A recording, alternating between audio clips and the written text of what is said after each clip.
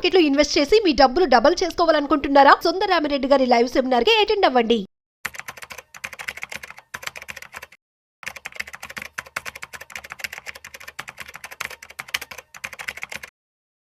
Hi Vijayawada one day class room webinar ground success అయిన తర్వాత చాలా మంది యూజర్స్ హైదరాబాద్ లో ఎప్పుడైనా అడుగుతున్నారండి. వాళ్ళ కోసం హైదరాబాద్ లో ఫస్ట్ టైం అచ్చం ETFs, index funds and mutual funds మీద one day class room training అనమాట. ఫస్ట్ టైం అండి ఇలాంటి ప్రోగ్రామ్ ఒకటి కండక్ట్ చేయడం.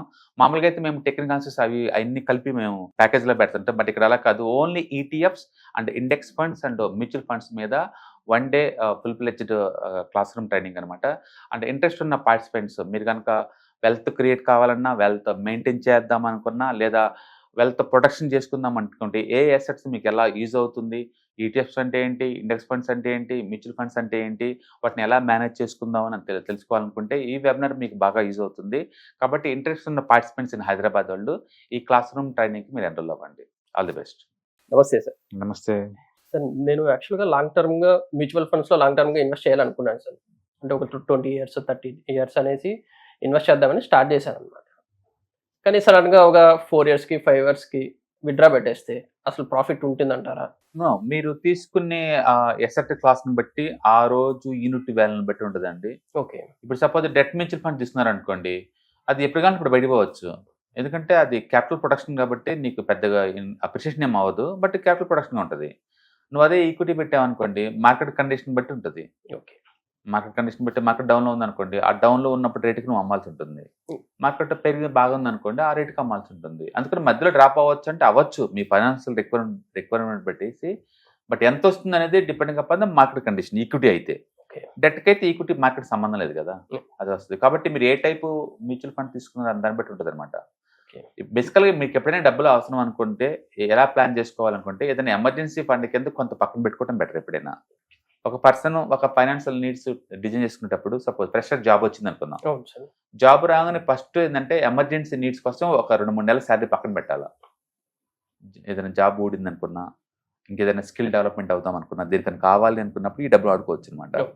బైక్ ఆఫీస్కి వెళ్తే సడన్గా బ్రేక్ డౌన్ అయింది, వదిలేసిపోలేంగా, సో దాన్ని రిపేర్ చేయించుకోవాలా. అందుకని ఎమర్జెన్సీ నీడ్స్ కింద 1 or 2 months తీసుకోవాలా. మామూలుగా అయితే ఏంటంటే ఒక 5 to 6 months శాలరీని పక్కన పెడతారు చాలా మంది. ఓకే. వరస్ట్ అనుకుంటే 1 month శాలరీ పక్కన పెడతారు, దాన్ని సేవింగ్ అకౌంట్లో పెడతారు. ఏదైనా అర్జెంట్ అయితే వాడుకుంటారు, దాన్ని వదిలేస్తారు అంతే. దాంట్లో వడ్డీ వచ్చిందో లేదని ఎవరు పట్టించుకోరు, ఎందుకంటే ఆ మనీ మెంట్ ఫర్ ఎమర్జెన్సీ వస్తే అంతే.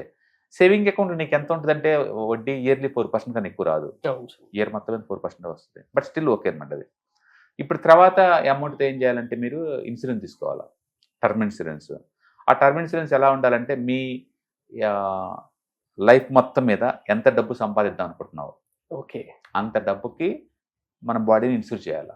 ఓకే. అయితే నేను ఒక 100 కోట్లు సంపాదిద్దాం అనుకున్నాను అంటావా అంటే, 100 కోట్లకి ఇన్సూరెన్స్ ఇస్తారంటే కంపెనీ వాళ్ళు ఎవరండి, మీ ప్రస్తుతానికి ఉన్న ఇన్కమ్ బట్టేసేసి 40 times 50 times అలా ఇస్తారనమాట. కాబట్టి ఇన్సూరెన్స్ వెబ్సైట్లోకి వెళ్ళేసి మీరు చెక్ చేసుకోవచ్చు, నా ఇన్కమ్ ఎంత, నా ఏజ్ ఎంత, మ్యాక్సిమం ఎంత వస్తుంది అని చెప్పేసి అలా చెక్ చేసుకోవచ్చు. కంపల్సరీగా టర్మ్ ఇన్సూరెన్స్ తీసుకోవాలి, కంపల్సరీ. ఎందుకంటే మన డిపెండెంట్స్కి మనం ఉన్నా లేకపోయినా నీడ్ అనమాట అమౌంట్. అందుకని బాడీని ఇన్సూర్ చేయాలి కంపల్సరీగా. ఓకే. అంటే 30 లోపు కంపల్సరీ తీసుకోవాలి మీరు, ఎందుకంటే ఏజ్ పెరిగే కొద్దీ ప్రీమియమ్స్ ఎక్కువ ఛార్జ్ చేస్తారు. అందుకని 30 లోపే మనం పాలసీ తీసుకున్నాం అనుకోండి, సెక్యూర్ అవుతాం అంతే. ఫ్యూచర్లో ఇప్పుడు పెద్ద పెద్ద లోన్ కావాలన్నా, హౌసింగ్ లోన్కి వెళ్తున్నాం 10 కోట్లకి, మనకి ఇన్సూరెన్స్ లేకుండా ఇవ్వడు, నీకు ఏమైనా నా మనీ ఎలా వస్తుంది అంటారు అనమాట. అందుకని 30 లోపే తీసుకుంటాం వల్ల బెస్ట్ ఏంటంటే మన ఫ్యామిలీ సెక్యూర్ అవుతుంది, ఏదైనా పెద్ద హౌస్లు అనుకున్నా సెక్యూర్ అవుతుంది అనమాట. మనతో పని లేకుండా ఆ అమౌంట్ నుంచి వెళ్ళిపోతుంటాయి కాబట్టి. రైట్. సో అదొకటి. తర్వాత హెల్త్ ఇన్సూరెన్స్ తీసుకోవాలి నీకు, మీ ఫ్యామిలీకి మొత్తానికి. ఎందుకంటే సడన్గా హెల్త్కి ఏదైనా డ్యామేజ్ అయింది అనుకోండి, సేవింగ్స్ అన్ని అవుతాయి, ఖర్చు అయిపోతాయి అనమాట. అందుకని ఫస్ట్ మనం ఏదైనా మ్యూచువల్ ఫండ్స్ పెట్టే ముందు ఎమర్జెన్సీ ఫండ్ క్రియేట్ చేసుకోవాలి, టర్మ్ ఇన్సూరెన్స్ తీసుకోవాలి, అండ్ హెల్త్ ఇన్సూరెన్స్ తీసుకోవాలి. ఇవన్నీ అయిపోయిన తర్వాత ఇప్పుడు బిగిన్ చేయాలి ఇంకా ఎస్ఐపి, ఎందుకంటే ఇది మిగిలిపోయిన డిస్పోజల్ ఇన్కమ్. ఈ మనీ ఇప్పుడు నాకు అర్జెంట్గా అవసరం లేదనమాట. ఇప్పుడు మీ నీడ్స్, డిజైర్స్ లిస్ట్ అవుట్ చేసేసి నీకు 5 ఏళ్ళకి ఏం కావాలి, 10 ఏళ్ళకి ఏం కావాలి, లేదా 20 yearsకి ఎప్పటికి ఏం కావాలన్న దాన్ని బట్టేసి ప్లాన్ చేసుకోవచ్చు అనమాట. అందుకని మ్యూచువల్ ఫండ్స్ ఎప్పుడు లాంగ్ టర్మ్ ప్లానింగ్ అనమాట. అది మీకు ఏదైనా సడన్గా 5 yearsకి ఏదైనా ఎమర్జెన్సీ వచ్చి డబ్బు కావాలంటే విత్డ్రాల్ చేసుకోవచ్చు. ఆ టైంలో ఉన్న వాల్యూని బట్టి మీకు, యూనిట్ వాల్యూని బట్టి మీకు వస్తాయి అనమాట. చాలా మంది mutual fund 20 years 30 years lock time ఉంటుందేమో అనుకుంటారంటే అవి ఏమి ఉండవు. మీరు ఓపెన్ ఎండెడ్ మ్యూచువల్ ఫండ్ తీసుకుంటే సెకండ్ రోజు అమ్ముకోవచ్చు కావాలంటే. ఓకే. బట్ 1 year లోపు అమ్మితే మీకు 1% పెనాల్టీ వేస్తారు స్మాల్ అండ్ మిడ్ క్యాప్లో. చాలా మ్యూచువల్ ఫండ్స్కి 1 month తర్వాత ఎప్పుడైనా పడిపోవచ్చు. బట్ గుర్తుపెట్టుకోండి, ఇన్కమ్ ట్యాక్స్ వేరు, ఎగ్జిట్ లోడ్స్ వేరు. అండ్ ఎగ్జిట్ లోడ్స్ అంటేనేమో వాళ్ళు చెప్పిన టైం కన్నా ముందే బయటికి పోతే వేసే పెనాల్టీ అనమాట. ఇన్కమ్ ట్యాక్స్ ఏంటంటే 1 year లోపు వచ్చిన ప్రాఫిట్స్ మీద వేసే ట్యాక్స్ అనమాట. ఓన్లీ ప్రాఫిట్ పైన 20% దాకా వేస్తారు 1 year లోపు క్లోజ్ చేసుకుంటే. ఓకే. అది గుర్తుపెట్టుకోండి. మోర్ దెన్ 1 year దాటితే నీకు అది కూడా ఉండదు. Okay sir. కాబట్టి ఎప్పుడు కావాలంటే ఇప్పుడు బయటపోవచ్చు అనమాట. సార్ ఇంకొక చిన్న డౌట్ సార్. ఆ. యాక్చువల్గా ఇప్పుడు నా మ్యూచువల్ ఫండ్స్ కి కంపల్సరీ నామినీ అనేది ఉండాలా సార్? నామినీ ఉండాలంటే అనే బదులు ఉంటే వచ్చే బెనిఫిట్స్ చూద్దాం. ఓకే. ఏదైనా ఒక అకౌంట్ ఇన్యాక్టివ్ అంటే 1 year లోపు ఎలాంటి ట్రాన్సాక్షన్ చేయకుండా ఖాళీగా ఉందనుకోండి, దాన్ని ఇన్యాక్టివ్ అకౌంట్ అంటాం, డార్మెంట్ అకౌంట్ అంటాం బేసికల్ గా. ఇప్పుడు అది డార్మెంట్ అయినప్పుడు ఎవరికి ఇన్ఫార్మ్ చేయాలి? మేము ఇన్ఫార్మ్ చేయాలంటే మీది యాక్టివ్ లేదు, నీకు నేను ఇన్ఫార్మ్ చేయలేం కదా. ఇంకొక వేరే వాళ్ళకి ఇన్ఫార్మ్ చేయాలంటే మీరు ఎవరైనా నామినీ పెడితేనే కదా వాళ్ళకి నేను ఇన్ఫార్మ్ చేసేది. నామినీ కాలమ్స్ ఖాళీగా ఉందనుకోండి, నేను ఎవరికి ఇన్ఫార్మ్ చేయాలా? నేను చేయను. ఇంకా ఒకవేళ అవతల పర్సన్ యాక్సిడెంట్గా చనిపోయారు అనుకోండి, బట్ నేను ఎవరికి ఇన్ఫార్మ్ చేయడానికి ఎవరు లేరు కదా, ఇది ఇంతే ఉండిపోద్ది, డాక్యుమెంట్ అకౌంట్ ఉండిపోద్ది. అప్పుడు దీనివల్ల ఎవరు ఉపయోగం? అందుకని ఖచ్చితంగా నామినేషన్ ఫెసిలిటీ వాడుకోవాలా. ప్రతి ఒక్కళ్ళు నామినేషన్ ఉందో లేదో చెక్ చేసుకోవాలా.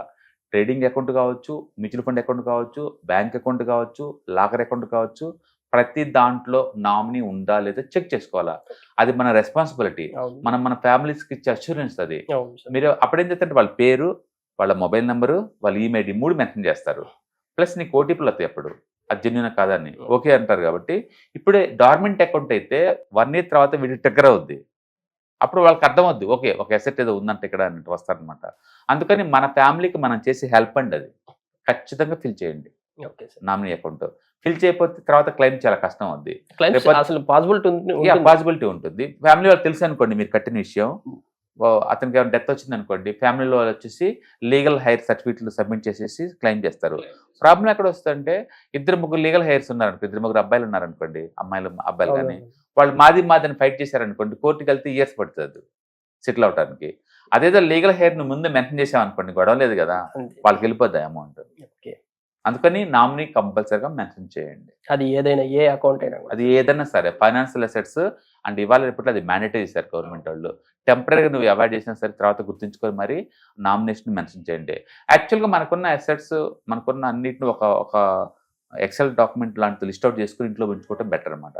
లైక్ మన ఫ్యామిలీ డాక్టర్ ఎవరు, మన బ్యాంకర్లు ఎవరు, మన బ్రోకర్స్ ఎవరు, మనకి ఎన్ని రకాల బ్యాంక్ అకౌంట్స్ ఉన్నాయి, వాటి నెంబర్స్ ఎంత, మనకి ఏమేమి స్టాక్స్ ఉన్నాయి, ఎప్పుడు ఎంత ఉన్నాయి, మ్యూచువల్ ఫండ్స్ ఏంటి, వాటి పోర్ట్ఫోలియో నెంబర్స్ ఎంత, బిఓ నెంబర్ ఎంత, అండ్ మన రిలేషన్షిప్ మేనేజర్లు ఎవరు, అలాగే గ్యాస్ తామో నెంబర్ ఎంత, గ్యాస్ నెంబర్ ఎంత, ఎప్పుడు ఏ ఏజ్, అలాగే ఏ క్రెడిట్ కార్డు ఎప్పుడు ఎక్స్పైర్ అయిపోద్ది, పాస్పోర్ట్ నెంబర్ ఎంత, ఎప్పుడు ఎక్స్పైర్ అయిపోద్ది, మొత్తం ఒకసారి లిస్ట్ అవుట్ చేయడం ద్వారా అంటే మనకు అప్పుడప్పుడు చూసుకుంటే మనకు అర్థమవుతుంటాం అంటే ఏ ఎక్స్పైరీకి వస్తున్నాయి, ఏది రెన్యూవల్కి వస్తున్నాయి, ఏది ఎంత అనేది.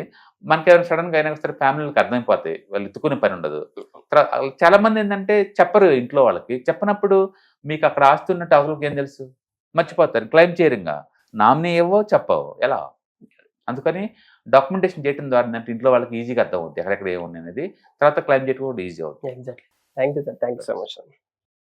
హాయ్, మొట్టమొదటిసారిగా క్లాస్ రూమ్ ట్రైనింగ్ అండి, 1 day క్లాస్ రూమ్ ఎన్విరాన్మెంట్లో ఆఫ్లైన్ వెబినార్ జరగబోతుంది.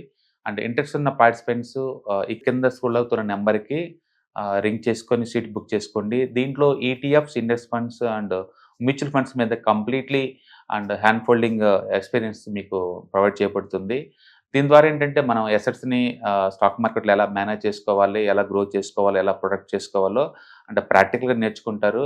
అండ్ మీ ఇప్పటి వరకు మనం ఆన్లైన్లోనే మీరు అటెండ్ అవుతున్నారు, ఇక నుంచి మీరు లైవ్లో క్లాస్ రూమ్ ఎన్విరాన్మెంట్లో నేర్చుకునే ఛాన్స్ దొరుకుతుంది. కాబట్టి ఇంట్రెస్ట్ ఉన్న పార్టిసిపెంట్స్ కింద స్క్రోల్ అవుతున్న నెంబర్కి పింగ్ చేసి సీటు రిజర్వ్ చేసుకోండి. Thank you.